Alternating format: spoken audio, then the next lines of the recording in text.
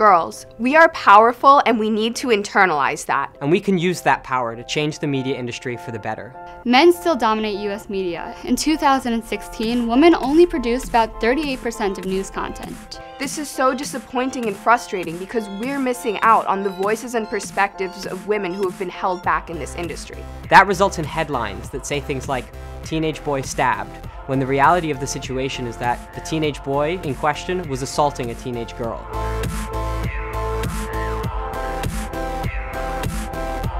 Can you imagine what this country would look like if more women wrote our news? It was Megan Twohey and Jodi Kantor, two women reporters at the New York Times, who broke the Harvey Weinstein story. Without their reporting, the Me Too movement wouldn't be what it is today. And so many women would still be suffering from sexual assault and harassment who no longer are today. Speaking of Me Too, Matt Lauer, Charlie Rose, David Sweeney, these were all very powerful men in media. They allegedly used their power to sexually harass women. The absence of women in positions of power and the voicelessness of women without power are related. These issues aren't unique to the Jewish community, but as in other communities, they are unacceptable and they damage the community's very fabric. This is why we need more women, not only creating news, but leading it.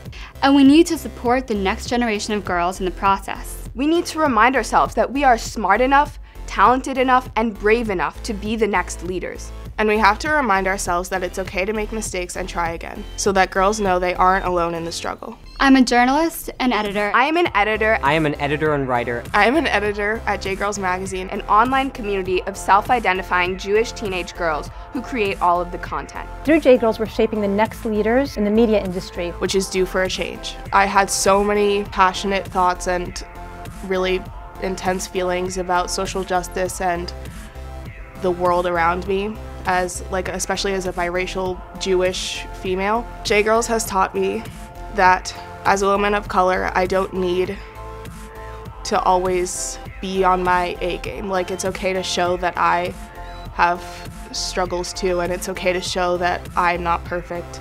I covered the Jewish Women's Foundation's Revealing Me Too as We Too event in February. Over 4,700 people have read my piece, and it's just really empowering to know that my voice and my ideas have impacted so many.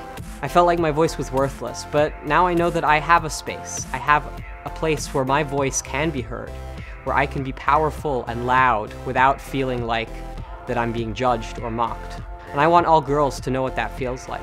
So on the last day of the 3rd grade, my teacher gave me a journal and told me I'm an amazing writer and I should never stop writing.